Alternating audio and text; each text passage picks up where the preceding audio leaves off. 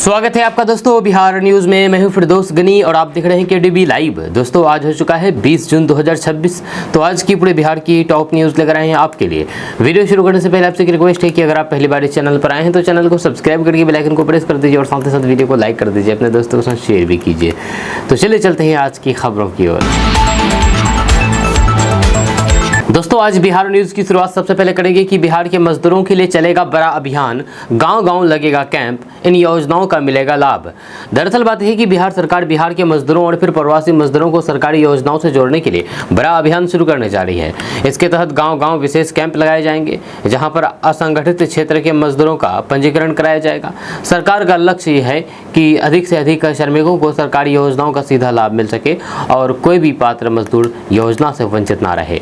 इन कैंपों में श्रमिकों यानी कि मजदूरों का लेबर कार्ड बनाया जाएगा और उन्हें विभिन्न कल्याणकारी योजनाओं की जानकारी दी जाएगी। पंजीकृत मजदूरों को दुर्घटना सहायता, मातृत्व लाभ, बच्चों की शिक्षा सहायता, चिकित्सा सहायता, विवाह अनुदान और फिर अन्य सामाजिक सुरक्षा योजना का लाभ मिल सकेगा। खास तौर पर प्रवासी मजदूरों को भी इस अभियान से जोड़ने पर जोर दिया जा रहा है। किसानों की चमकी किस्मत, इस तारीख को बैंक खाते में आ जाएंगे 2-2 हज़ार रुपये। होने जा रहा है बड़ा महा उत्सव। दरअसल बात है कि देश के करोड़ों किसानों का इंतजार अब खत्म होने वाला है। प्रधानमंत्री किसान सम्मान निधि योजना यानी कि पीएम किसान योजना की 28वीं किस्त 20 जून यानी कि आज 20 जून 2026 को जारी की जाएगी, यानी कि आज जारी की जाएगी। इस किस्त के तहत पात्र किसानों के बैंक खाते में 2-2 हज़ार रुपये सीधे उनके बैंक अकाउंट में भेजे जाएंगे। प्रधानमंत्री नरेंद्र मोदी पश्चिम बंगाल के हुगली जिले के तारकेश्वर से इस राशि का हस्तांतरण करेंगे। जब सरकार के अनुसार इस बार 9 करोड़ से अधिक किसानों को लाभ मिलने की उम्मीद है, जब कुल लगभग 18,880 करोड़ रुपए किसानों के खाते में ट्रांसफर किए जाएंगे। खरीफ फसलों की बुआई के समय मिलने वाली ये राशि किसानों के लिए बड़ी राहत मानी जा रही है, जिससे बीज, खाद और फिर अन्य कृषि कार्यों में मदद मिलेगी। हालांकि जिन किसानों ने अभी तक ई-केवाईसी, आधार सत्यापन या फिर आवश्यक दस्तावेजों की प्रक्रिया पूरी नहीं की है, उनकी किस्त अटक सकती है। इसीलिए किसानों को सलाह दी गई है कि वे पीएम किसान पोर्टल पर अपना स्टेटस और फिर लाभार्थी सूची जरूर जांच कर लें। सरकार ने स्पष्ट कर दिया है कि केवल पात्र और सत्यापित किसानों के बैंक खाते में ही 2 हज़ार रुपये भेजी जाएगी। बिहार की राजनीति में बड़ा भूचाल, आज जदयू के इस सबसे शक्तिशाली पद पर बैठने जा रहे हैं नीतीश कुमार। दरअसल बात है कि बिहार की राजनीति में एक बड़ा घटनाक्रम सामने आया है। रिपोर्ट्स के मुताबिक जेडीयू की राष्ट्रीय कार्यकारिणी और फिर राष्ट्रीय परिषद की बैठक में नीतीश कुमार को पार्टी के सबसे शक्तिशाली पद यानी कि राष्ट्रीय अध्यक्ष की जिम्मेदारी सौंपी जा सकती है।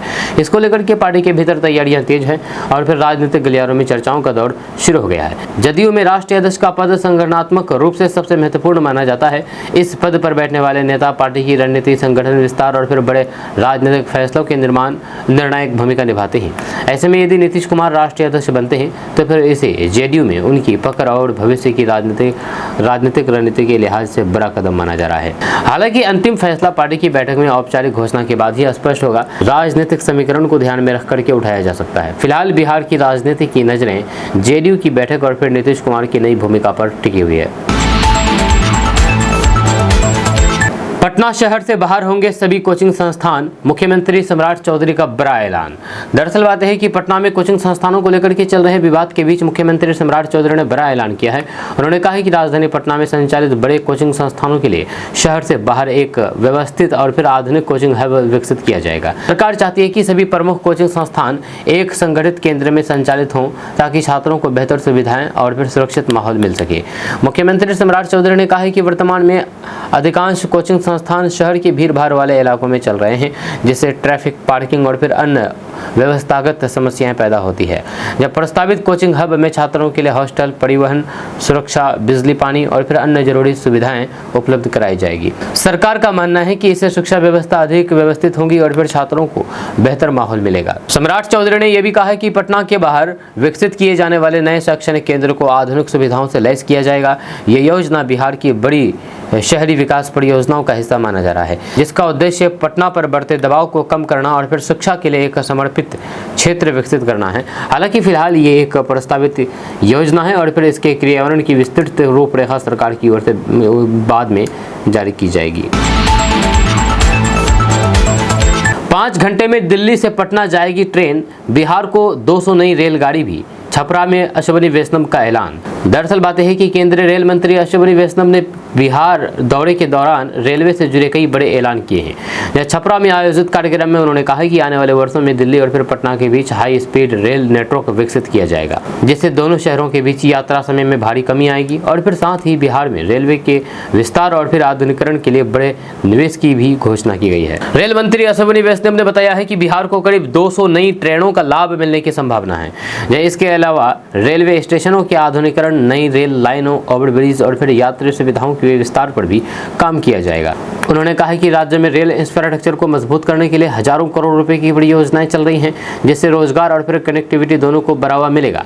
रिपोर्ट्स के अनुसार भविष्य में प्रस्तावित हाई स्पीड ट्रेन या फिर बुलेट ट्रेन जैसी परियोजनाओं के जरिए दिल्ली से पटना का सफर बेहद करीब 5 घंटे या फिर उससे भी कम समय में पूरा किया जा सकेगा। हालांकि ये एक दीर्घकालिक परियोजना है और इसके लिए रेल नेटवर्क, ट्रैक तथा अन्य आधारभूत संरचना का विकास किया जाएगा। इस घोषणा के बाद बिहार के लोगों में तेज और फिर आधुनिक रेल सेवाओं को लेकर के उत्साह बढ़ गया है। बिहार में भ्रष्टाचार उजागर किया तो फिर आधी रात पत्रकार के घर पहुंचे पुलिस, बोली अल्कोहल टेस्ट करना है। दरअसल बात है कि बिहार के हाजीपुर में एक स्थानीय पत्रकार के घर आधी रात पुलिस पहुंचने का मामला चर्चा में है। पत्रकार मनीष कुमार सिंह का आरोप है कि उन्होंने वैशाली जिले में कथित भ्रष्टाचार से जुड़े खबरें प्रकाशित की थी, जिसके कुछ दिनों बाद ही पुलिस और फिर मद्य निषेध विभाग की टीम उनके घर पहुंची और शराब जांचने के नाम पर कार्रवाई की। इस पूरी घटना का वीडियो भी सोशल मीडिया पर तेजी से वायरल हो रहा है। रिपोर्ट्स के मुताबिक पुलिस ने पत्रकार के घर की तलाशी ली और फिर ब्रेथ एनालाइजर से अल्कोहल टेस्ट भी किया है। हालांकि जांच में शराब सेवन की पुष्टि नहीं हुई है और फिर टेस्ट का परिणाम शून्य आया है। पत्रकार का आरोप है कि भ्रष्टाचार से जुड़े मामलों को उजागर करने के कारण उन पर दबाव बनाने की कोशिश की गई है। वहीं पर वीडियो में जांच के दौरान पुलिसकर्मियों के बीच बहस भी दिखाई दे रही है। फिलहाल इस मामले को लेकर कई सवाल उठ रहे हैं। पत्रकार और फिर उनके समर्थक इसे प्रेस की स्वतंत्रता से जुड़ा मुद्दा बता रहे हैं, जबकि प्रशासन की ओर से इस मामले पर विस्तृत आधिकारिक प्रतिक्रिया सामने आई है। बिहार में खेल और फिर उद्योग को बढ़ावा देने की नई पहल।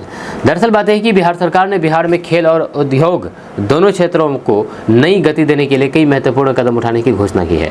खेल एवं उद्योग मंत्री श्रेयसी सिंह ने कहा कि सरकार युवाओं के लिए बेहतर खेल सुविधाएं, रोजगार के अवसर और फिर औद्योगिक निवेश को बढ़ावा देने पर विशेष फोकस कर रही है। राज्य में आधुनिक खेल अवसंरचना विकसित करने और फिर प्रतिभाशाली खिलाड़ियों को आगे बढ़ाने के लिए नई योजनाओं पर काम किया जा रहा है। उद्योग क्षेत्र में निवेश आकर्षित करने के लिए सरकार ने नई पहल शुरू की है। निवेशकों को सुविधा देने के लिए प्रक्रियाओं को आसान बनाया जा रहा है और फिर नए औद्योगिक प्रोजेक्ट को मंजूरी दी जा रही है। जहां हाल के महीनों में करोड़ों रुपए के निवेश प्रस्तावों को स्वीकृति मिली है, जिससे हजारों रोजगार के अवसर सृजित होने की उम्मीद है। वहीं पर सरकार का मानना है कि खेल और फिर उद्योग का विकास राज्य के युवाओं के भविष्य को मजबूत करेगा। एक और खिलाड़ियों को बेहतर प्रशिक्षण, स्टेडियम और फिर रोजगार के अवसर मिलेंगे। वहीं पर दूसरी ओर नए उद्योगों के आने से स्थानीय स्तर पर रोजगार बढ़ेगा और फिर बिहार की अर्थव्यवस्था को मजबूती मिलेगी। 145 करोड़ आबादी पर सिर्फ 13,500 ट्रेनें, बिहार में हालात सबसे खराब। क्या फटाफट कैंसिलेशन से मिलने लगेंगे टिकट? दरअसल बात है कि भारत में रेलवे आज भी आम लोगों की सबसे बड़ी जीवन रेखा है। 145 करोड़ से अधिक आबादी वाले देश में रोजाना करोड़ों लोग ट्रेन से सफर करना चाहते हैं, लेकिन ट्रेनों और फिर सीटों की संख्या मांग के मुकाबले काफ़ी कम है। यही वजह है कि हर साल करोड़ों यात्रियों को वेटिंग टिकट मिलता है और फिर बड़ी संख्या में लोग कंफर्म टिकट नहीं मिलने के कारण यात्रा नहीं कर पाते हैं। जब बिहार की स्थिति और भी चुनौतीपूर्ण मानी जा रही है। बिहार से दिल्ली, मुंबई, पंजाब, गुजरात, हरियाणा और फिर अन्य राज्यों के लिए बड़ी संख्या में मजदूर, छात्र और फिर नौकरी पेशा लोग यात्रा करते हैं। त्योहारों, भर्ती परीक्षाओं और फिर छुट्टियों के दौरान ट्रेनों में भारी भीड़ देखने को मिलती है। जहाँ हाल ही में पटना और फिर पाटलिपुत्र स्टेशन पर भीड़ और फिर ट्रेन व्यवस्था को लेकर के विवाद की घटनाएं सामने आई थी, जो समस्या की गंभीरता को दिखाती है। जहां तक फटाफट और फिर कैंसिलेशन से टिकट मिलने की बात है, विशेषज्ञों का मानना है कि टिकट कैंसिल होने से वेटिंग यात्रियों को कुछ राहत जरूर मिलती है, लेकिन इससे मूल समस्या का समाधान नहीं होता है। जहां अस्थायी समाधान के लिए ट्रेनों की संख्या बढ़ाना, अतिरिक्त कोच चलाना, रेलवे इंफ्रास्ट्रक्चर का विस्तार करना और फिर भीड़ वाले रूटों पर विशेष ट्रेनों का संचालन जरूरी है। जब तभी बिहार समेत देश भर के यात्रियों को कंफर्म टिकट मिलने की संभावना बेहतर हो सकेगी। बिहार सरकार की सुरक्षा कम करने के फैसले पर लालू प्रसाद का आरोप, जेडीयू ने किया खंडन। दरअसल बात यह है कि बिहार में वीआईपी सुरक्षा को लेकर के सियासी विवाद तेज हो गया है। आरजेडी प्रमुख लालू प्रसाद यादव ने आरोप लगाया है कि उनकी और फिर पूर्व मुख्यमंत्री राबड़ी देवी की सुरक्षा कम करने के पीछे राजनीतिक कारण है। उन्होंने दावा किया है कि यह फैसला उनके खिलाफ सोच समझ करके लिया गया है और इसके लिए उन्होंने पूर्व मुख्यमंत्री नीतीश कुमार को जिम्मेदार ठहराया है। जब वहीं पर जेडीयू और बिहार पुलिस ने इन आरोपों को खारिज कर दिया है। बिहार पुलिस का कहना है कि लालू प्रसाद और फिर राबड़ी देवी को निर्धारित नियमों और फिर सुरक्षा मानकों के अनुसार पर्याप्त सुरक्षा उपलब्ध कराई जा रही है। जब पुलिस ने स्पष्ट कर दिया है कि सुरक्षा व्यवस्था की समीक्षा नियमित प्रक्रिया का हिस्सा है और इसमें कोई भी राजनीतिक हस्तक्षेप नहीं है। सुरक्षा विवाद के बाद लालू परिवार ने सरकार द्वारा उपलब्ध कराए गए सुरक्षा कर्मियों को वापस लौटा दिया, जिसके बाद मामला और गर्मा गया है। राजद इसे राजनीतिक प्रतिशोध बता रही है, जबकि जेडीयू का कहना है कि सुरक्षा का निर्धारण केवल सुरक्षा एजेंसियों की रिपोर्ट और तय मानकों के आधार पर ही किया जाता है। बिहार में दाखिल खारिज में गड़बड़ी, रिश्वतखोरी और फिर लापरवाही, राजस्व मंत्री ने 10 अधिकारियों पर की कार्रवाई। दरअसल बात है कि बिहार सरकार ने जमीन से जुड़े मामलों में भ्रष्टाचार, रिश्वतखोरी और फिर लापरवाही के खिलाफ बड़ा एक्शन लिया है। राजस्व एवं भूमि सुधार मंत्री डॉक्टर दिलीप कुमार जायसवाल ने दाखिल खारिज, परिमार्जन, सरकारी भूमि विवाद और फिर अन्य राजस्व मामलों में अनियमितताओं की शिकायत मिलने के बाद 10 अधिकारियों के खिलाफ दंडात्मक कार्रवाई की मंजूरी दी है। यह सरकार का कहना है कि जमीन संबंधित मामलों में भ्रष्टाचार किसी भी कीमत पर बर्दाश्त नहीं किया जाएगा। विभागीय जांच में कई अधिकारियों पर रिश्वत लेने, दाखिल खारिज के मामलों को लंबित रखने, नियमों के विपरीत फैसले लेने और फिर सरकारी कार्यों में लापरवाही बरतने के आरोप पाए गए हैं। जब कुछ मामलों में बिचौलियों के माध्यम से पैसे लेने और फिर राजस्व रिकॉर्ड में गड़बड़ी की शिकायतें भी सामने आई है, इसी आधार पर कार्रवाई की गई है। राजस्व मंत्री ने अधिकारियों को साफ संदेश दिया है कि आम लोगों को जमीन से जुड़े कार्यों में परेशानी नहीं होनी चाहिए। जब विभाग ने पारदर्शिता बढ़ाने और फिर भ्रष्टाचार पर लगाम लगाने के लिए लगातार निगरानी की जा रही है। जब पिछले कुछ सप्ताह में भी कई राजस्व अधिकारियों और फिर कर्मचारियों पर कार्रवाई की जा चुकी है, जिससे विभाग में हरकत मच गया है। आपका इसके बारे में क्या कहना है, नीचे कमेंट बॉक्स में कमेंट करके जरूर बताइए। बिहार के इस जिले में जमीन की सरकारी न्यूनतम कीमत बढ़ी, शहर में 2 गुना और फिर गांव में 1.6 गुना हुई एमवीआर दर। दरअसल बात है कि बिहार के कई जिले में जमीन खरीदना और फिर बेचना अब पहले की तुलना में काफ़ी महंगा हो गया है। जिला मूल्यांकन समिति की बैठक में भूमि की यानी कि जमीन के न्यूनतम मूल्यांकन पंजी दरों में बड़ी बढ़ोतरी को मंजूरी दी गई है। यह नई दरें तत्काल प्रभाव से लागू कर दी गई है, जिससे जमीन की रजिस्ट्री कराने वाले लोगों को अब अधिक स्टाम्प शुल्क और फिर निबंधन यानी कि रजिस्टर्ड शुल्क देना होगा। पेरीफेरल इलाकों में जमीन की सरकारी कीमतों को दोगुना कर दी गई है। वहीं पर ग्रामीण क्षेत्र में एमवीआर दरों में 1.6 गुना बढ़ोतरी की गई है। प्रशासन के अनुसार नगर निगम सीमा से 8 किलोमीटर, नगर परिषद से 4 किलोमीटर और फिर नगर पंचायत से 2 किलोमीटर क्षेत्र 2 किलोमीटर तक के क्षेत्रों को पेरीफेरी एरिया मान करके नई दरें लागू की जाएगी। अधिकारियों का कहना है कि बाजार मूल्य और फिर सरकारी दरों के बीच बड़े अंतर को कम करने, राजस्व बढ़ाने और फिर अवैध प्लॉटिंग पर रोक लगाने के उद्देश्य से यह फैसला लिया गया है। हालांकि इस बढ़ोतरी का सीधा असर जमीन, मकान और फिर फ्लैट खरीदने वालों पर पड़ेगा, क्योंकि अब रजिस्ट्री की लागत पहले से काफ़ी अधिक हो जाएगी। उत्तर बिहार में भीषण गर्मी से कब मिलेगी राहत, विभाग ने जारी किया बारिश और फिर हीट वेव का नया अलर्ट। दरअसल बात है कि उत्तर बिहार के लोगों के लिए राहत बड़ी खबर सामने आई है। मौसम विभाग के अनुसार अगले 2 से 4 दिनों के दौरान मौसम में बड़ा बदलाव देखने को मिल सकता है। फिलहाल मानसून की रफ्तार धीमी पड़ने के कारण कई जिलों में उमस और फिर गर्मी बढ़ी हुई है, लेकिन बारिश की गतिविधियां बढ़ने के संकेत मिल रहे हैं। जब मौसम विभाग ने बताया है कि 23 जून के आसपास बिहार के और फिर हिस्सों के मानसून के आगे बढ़ने के लिए परिस्थितियां अनुकूल बन रही है।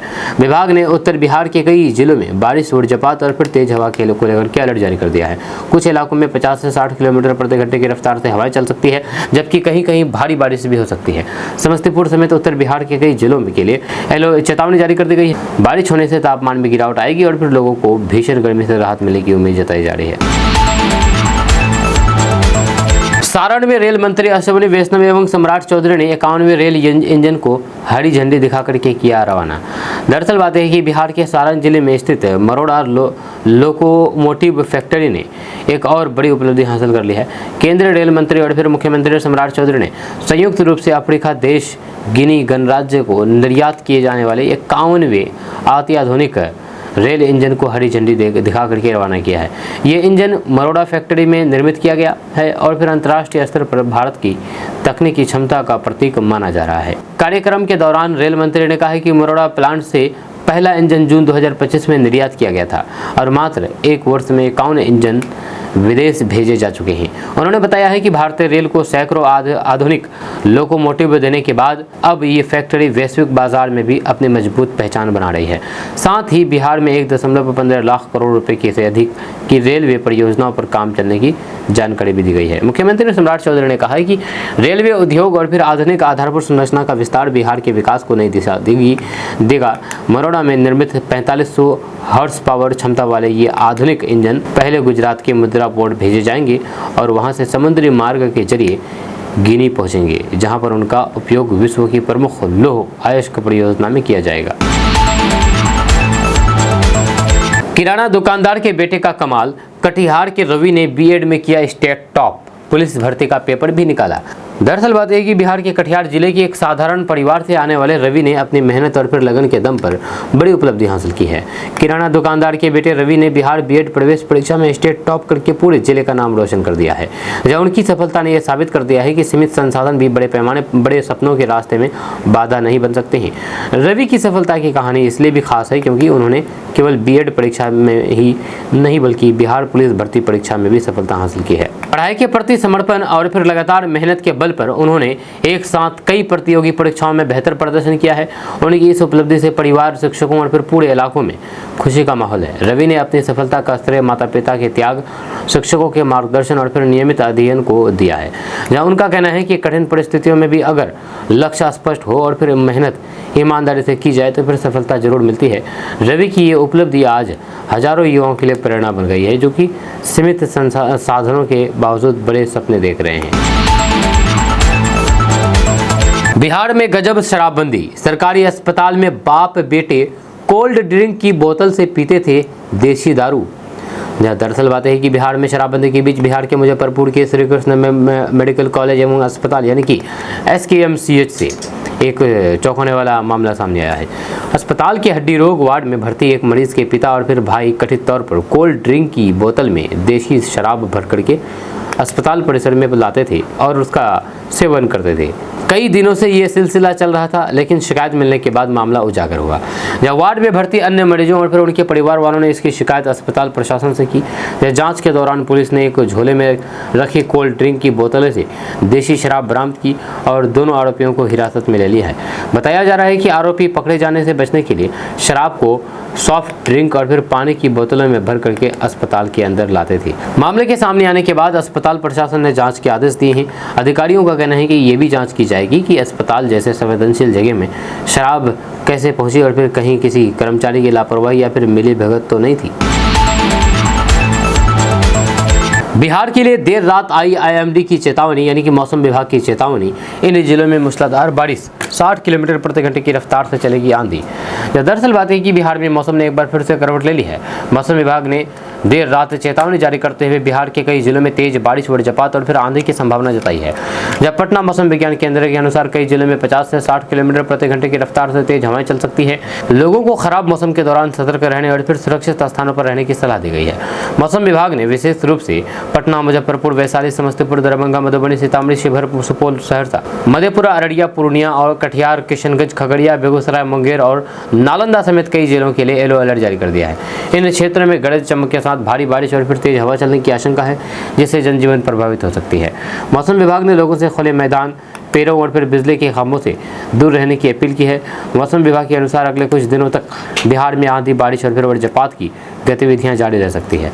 वहीं पर 22 जून से 25 जून के बीच बिहार के कुछ हिस्सों में भारी बारिश की भी संभावना जताई गई है। हाजीपुर के बाद अब मुजफ्फरपुर में ज्योति मौर्या जैसा कांड, BPSC टीचर बनते ही पति और ससुराल को छोड़ा। दरअसल बात है कि बिहार के मुजफ्फरपुर जिला से एक मामला सामने आया है जिसकी तुलना सोशल मीडिया पर चर्चित ज्योति मौर्या केस से की जा रही है। आरोप है कि BPSC से शिक्षिका बनने के बाद एक महिला ने अपने पति और फिर ससुराल वालों से दूरी बना ली है। जब पति ने शिकायत करते हुए कहा कि नौकरी मिलने से पहले दोनों के संबंध सामान्य थे, लेकिन नियुक्ति के बाद व्यवहार में बड़ा बदलाव आ गया है। पीड़ित पति का दावा है कि उसने पत्नी की पढ़ाई और फिर तैयारी में हर संभव सहयोग किया था। अब उसने प्रशासन और फिर पुलिस से न्याय की गुहार लगाई है। दूसरी ओर महिला पक्ष की ओर से भी अपनी दलीलें रखी जा रही है, जिसके कारण मामला एक तरफा नहीं माना जा रहा है। बारात से पहले खाकी का तोहफा, बिहार के आकाशदीप के साथ मुकेश कुमार बने डीएसपी। दरअसल बात है कि बिहार सरकार ने बिहार के 2 स्टार खिलाड़ियों क्रिकेटरों आकाशदीप और मुकेश कुमार को बड़ी सौगात दी है। दोनों खिलाड़ियों को खेल के क्षेत्र में उत्कृष्ट योगदान के लिए पुलिस विभाग में डीएसपी पद पर नियुक्ति करने का फैसला किया गया है। ये निर्णय बिहार सरकार की खेल नीति के तहत लिया गया है, जिसका उद्देश्य खिलाड़ियों को सम्मानित करना और फिर युवाओं को खेलों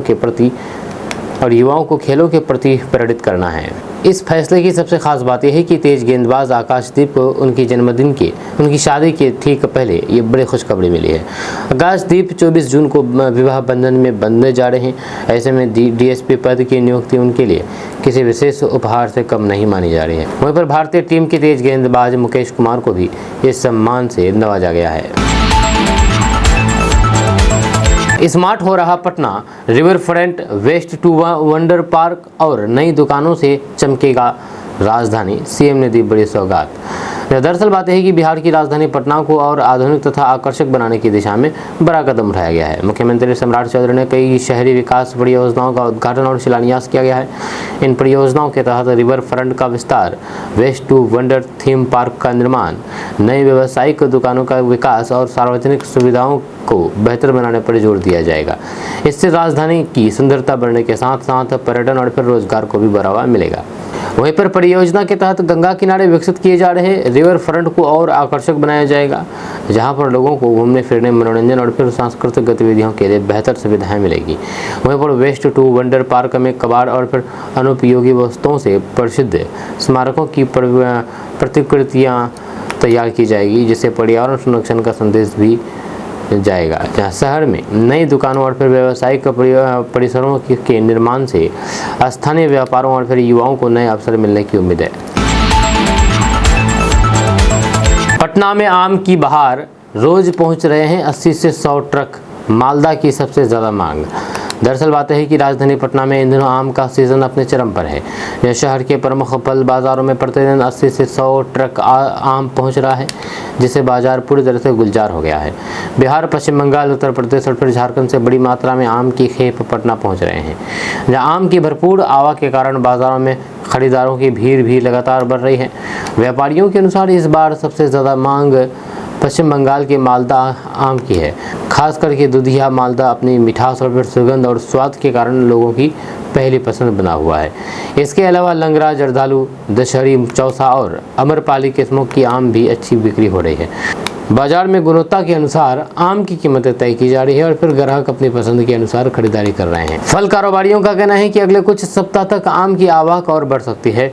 मौसम अनुकूल रहने से इस बार आम की फसल अच्छी हुई है, जिसके कारण उपभोक्ताओं को भी मिल रहा है। बिहार में मोक्ष धाम निर्माण को मिली रफ्तार, 6 शहरों के लिए जारी हुआ 15 करोड़ रुपए। दरअसल बात है कि बिहार सरकार ने शहरी क्षेत्रों में अंतिम संस्कार सुविधाओं को बेहतर बनाने की दिशा में बड़ा कदम उठाया है। नगर विकास एवं आवास विभाग ने बिहार के 6 शहरों में मोक्ष धाम यानी कि शमशान घाट निर्माण और विकास कार्यों के लिए 15 करोड़ रुपए से अधिक की राशि जारी की है। इस राशि से लंबे समय से लंबित परियोजनाओं को गति मिलेगी और फिर लोगों को आधुनिक सुविधाओं से युक्त मोक्ष धाम उपलब्ध हो सकेंगे। वहीं पर सरकार की योजना के तहत मोक्ष धाम में पक्के प्लेटफॉर्म, शेड, पेयजल, शौचालय, बिजली व्यवस्था, पहुंच मार्ग और फिर अन्य आवश्यक सुविधाओं का विकास किया जाएगा। कई स्थानों पर आधुनिक और व्यवस्थित अंतिम संस्कार केंद्र तैयार किए जाएंगे, जिससे लोगों को कठिन परिस्थितियों में बेहतर सुविधा मिल सके। अधिकारियों का कहना है कि राशि जारी होने के बाद निर्माण कार्य में तेजी आएगी और निर्धारित समय सीमा के भीतर परियोजनाओं को पूरा करने का लक्ष्य रखा गया है। सरकार का मानना है कि इन योजनाओं से शहरी क्षेत्रों में नागरिक की सुविधाओं का विस्तार होगा और लोगों को सम्मानजनक एवं सुविधाजनक अंतिम संस्कार व्यवस्था मिल सकेगी। पंचायती राज मंत्री दीपक प्रकाश का ऐलान, समय पर होंगे पंचायत चुनाव, आरक्षण रोस्टर तैयार करने की प्रक्रिया जारी। दरअसल बात है कि बिहार में पंचायत चुनाव को लेकर के चल रहे अटकलों के बीच पंचायती राज मंत्री दीपक प्रकाश ने स्पष्ट कर दिया है कि राज्य में यानी कि बिहार में पंचायत चुनाव तय समय पर ही कराए जाएंगे। उन्होंने कहा है कि चुनाव की तैयारियां शुरू हो चुकी है और फिर राज्य निर्वाचन आयोग का आरक्षण रोस्टर तैयार करने की प्रक्रिया में जुटा हुआ है।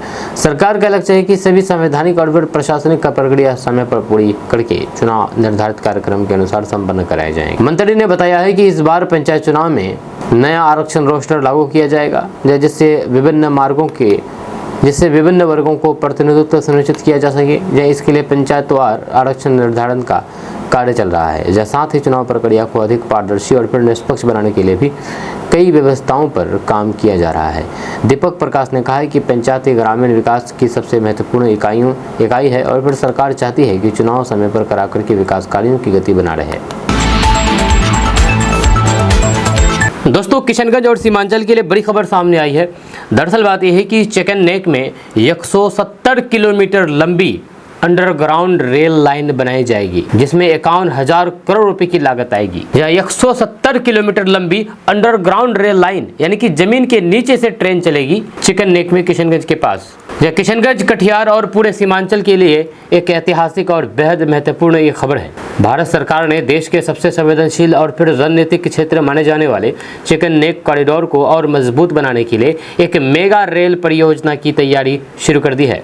इस परियोजना के तहत करीब 51,000 करोड़ रुपए की लागत से 170 किलोमीटर लंबी अंडरग्राउंड डबल रेलवे लाइन का निर्माण किया जाएगा। ये परियोजना सिर्फ एक रेल लाइन नहीं बल्कि पूर्वोत्तर भारत की सुरक्षा, विकास और बेहतर कनेक्टिविटी का नया अध्याय मानी जा रही है।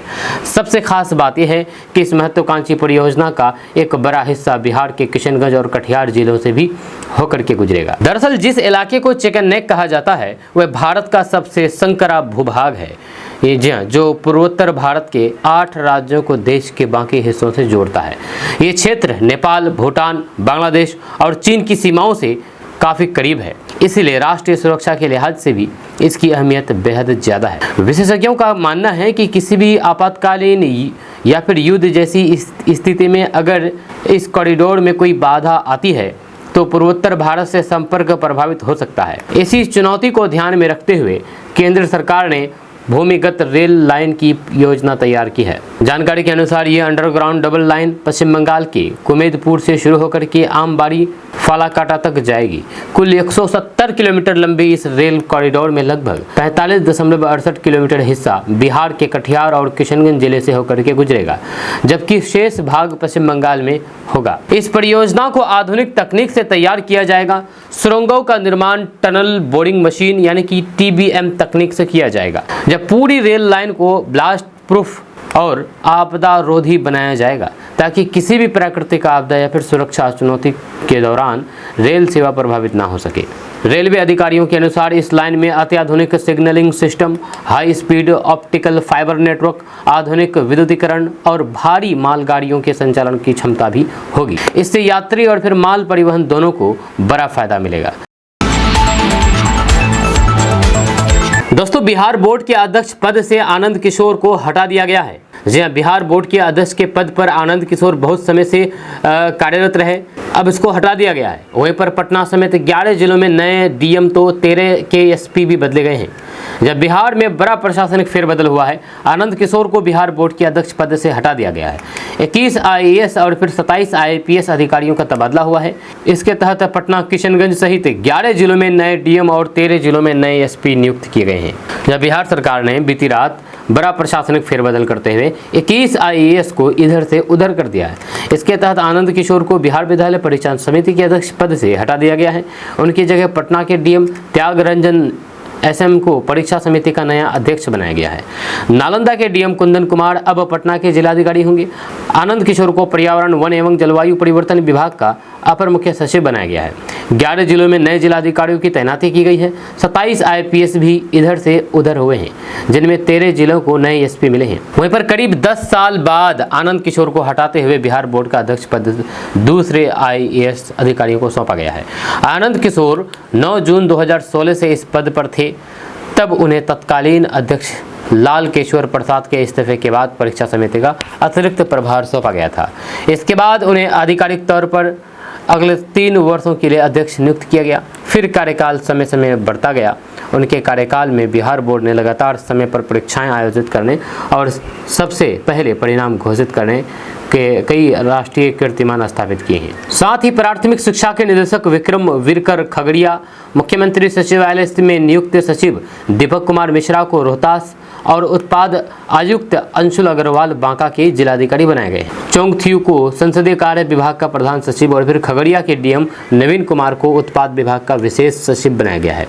यह सामान्य प्रशासन विभाग के सचिव सोहेल को अल्पसंख्यक कल्याण का सचिव बनाया गया है। त्यागराजन एसएम स्वास्थ्य विभाग के विशेष सचिव के अतिरिक्त प्रभार भी होंगे। वहीं पर स्वास्थ्य विभाग की विशेष सचिव छिरिंग वाई भुटिया को जहानाबाद, रोहतास की डीएम उदिता सिंह को नालंदा, जहानाबाद की डीएम अलंकृता पांडे को भागलपुर, कॉम्फेड के निदेशक समीर सौरभ को गोपालगंज, स्वास्थ्य समिति में अपर कार्यपालक निदेशक कुमार गौरव को मुजफ्फरपुर, कृषि निदेशक सौरभ सुमन यादव को पूर्वी चंपारण, शिक्षा परियोजना के निदेशक नवीन कुमार को किशनगंज का डीएम बनाया गया है।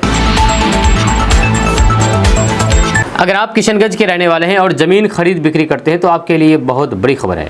अगर आप ज़मीन खरीदना बेचना चाहते हैं तो ये आपके लिए खबर है, क्योंकि अब ज़मीन खरीदना महंगा हो गया है। अगर आप ज़मीन खरीदते हैं और रजिस्ट्री कराने जाते हैं तो काफ़ी ज़्यादा पैसे खर्च हो जाएंगे। जी हाँ, यानी कि डबल। पहले जहाँ पर 10 रुपये खर्च होते थे तो साफ अभी 20 रुपये खर्च होंगे। किशनगंज जिले में अपना घर बनाने या फिर ज़मीन खरीदने का सपना देख रहे लोगों के लिए ये बहुत बड़ी खबर है। जो आज से पूरे जिले में नई MVR यानी कि न्यूनतम मूल्यांकन पंजी दरें लागू कर दी गई है। इसके साथ ही ज़मीन की रजिस्ट्री पर लगने वाले स्टाम्प शुल्क में भी बढ़ोतरी हुई है। ऐसे में अब ज़मीन खरीदना और उसकी रजिस्ट्री कराना पहले की तुलना में ज़्यादा महंगा हो गया है। इस बदलाव का सबसे अधिक असर ठाकुरगंज, गलगलिया, पोवाखाली और फिर आसपास के उन परिवारों पर पड़ने वाला है जो वर्षों की मेहनत और फिर बचत के बाद कुछ कट्ठा जमीन खरीद करके अपना आशियाना बनाना चाहते हैं। अब उन्हें जमीन की कीमत के साथ साथ रजिस्ट्री पर भी अधिक पैसा खर्च करना पड़ेगा। जानकारी के अनुसार ग्रामीण क्षेत्र में MVR दरों को लगभग 1.6 गुना तक बढ़ाया गया है, जबकि शहरी और फिर आसपास के विकसित क्षेत्रों में ये वृद्धि 2 गुना तक की गई है। यानी कि जिस जमीन की सरकारी कीमत पहले कम मानी जाती थी, अब उसका मूल्यांकन काफ़ी बढ़ गया है। सिर्फ MVR ही नहीं बल्कि स्टाम्प शुल्क में भी बढ़ोतरी की गई है, जैसे कि आपको पहले बताया गया है। ग्रामीण क्षेत्र में स्टाम्प शुल्क 6% से बढ़ा करके 7% तक कर दिया गया है, जबकि शहरी क्षेत्र में यह 8% से बढ़ा करके 9% हो गया है। इसका सीधा मतलब यह है कि अब रजिस्ट्री कराने के समय लोगों को पहले से अधिक राशि खर्च करनी पड़ेगी। यह किशनगंज और सीमांचल के कई परिवारों के लिए जमीन केवल संपत्ति नहीं बल्कि भविष्य की सुरक्षा मानी जाती है। लोग बच्चों की पढ़ाई, बेटियों के भविष्य और फिर परिवार की स्थिरता को ध्यान में रख करके जमीन खरीदते हैं। ऐसे में नई दरों के लागू होने के बाद मध्यम वर्ग और गरीब परिवारों की चिंता बढ़ गई है। स्थानीय लोगों का कहना है कि बाजार में जमीन की कीमतें पहले से ही लगातार बढ़ रही थी। अब सरकारी मूल्यांकन बढ़ने से रजिस्ट्री का खर्च भी बढ़ गया है। इससे कई लोगों की योजनाएं प्रभावित हो सकती हैं। जो लोग जमीन खरीदने की तैयारी में थे वे अब नए खर्च का हिसाब लगाने में जुट गए हैं। मंच पर तालियां, पोस्टरों पर मुस्कान है, लेकिन गांव का हर आदमी आज भी परेशान है। नेताजी कहते हैं कि विकास घर घर पहुंच गया है, फिर दूल्हा कंधों पर क्यों बैठा है, ये बड़ा सवाल है। वहीं पर जनता की तकलीफों पर भाषण देने वाले बहुत हैं। जनता की तकलीफों पर भाषण देने वाले बहुत हैं। तस्वीर खिंचवा करके श्रेय लेने वाले भी बहुत हैं। अगर सच में विकास हुआ होता गाँव गाँव तक तो दूल्हे को कंधे पर ढोने वाले लोग नहीं होते आज तक। इस शायरी को कहने का मतलब यह है कि आपके मोबाइल स्क्रीन पर जो तस्वीर दिखाई जा रही है, जो तस्वीर आपको दिख रही है, इस तस्वीर से आप समझ गए होंगे कि आखिर इस तरह की शायरी क्यों कहना पड़ा। दरअसल किशनगंज जिले के ठाकुरगंज प्रखंड से एक ऐसी तस्वीर सामने आई है जिसने विकास के दावे पर बड़े सवाल खड़े कर दिए हैं। जहां पर एक तरफ शादी विवाह, खुशियों और फिर नए जीवन की शुरुआत का प्रतीक माना जाता है, वहीं पर दूसरी तरफ एक बारात को दुल्हन के घर तक पहुंचने के लिए नाव और लोगों के कंधे का सहारा लेना पड़ा। यह घटना अब पूरे सीमांचल में चर्चा का विषय बनी हुई है। मामला ठाकुरगंज प्रखंड के दल्ले गांव पंचायत का है। यहां दिगली गांव से एक बारात पूरे उत्साह और धूमधाम के साथ दुल्हन के घर के लिए निकली थी। बाराती नाचते गाते हुए अपने गंतव्य की ओर बढ़ रहे थे, लेकिन जैसे ही बारात मेची नदी के किनारे पहुंची, वहां विकास की अधूरी कहानी सामने आ गई। दुल्हन का घर सामने दिखाई दे रहा था, लेकिन वहां तक पहुंचने का कोई सीधा रास्ता नहीं था। नदी पर करोड़ों रुपए की लागत से पुल तो बन गया, लेकिन पुल तक पहुंचने के लिए अप्रोच सड़क आज तक नहीं बन सकी। नतीजा ये हुआ कि बारात की गाड़ियां आगे नहीं जा सकी और सभी लोग बीच रास्ते में रुक गए। इसके बाद जो दृश्य सामने आया उसने हर किसी को हैरान कर दिया। ग्रामीणों ने पहले दूल्हे को नाव के जरिए नदी पार कराई।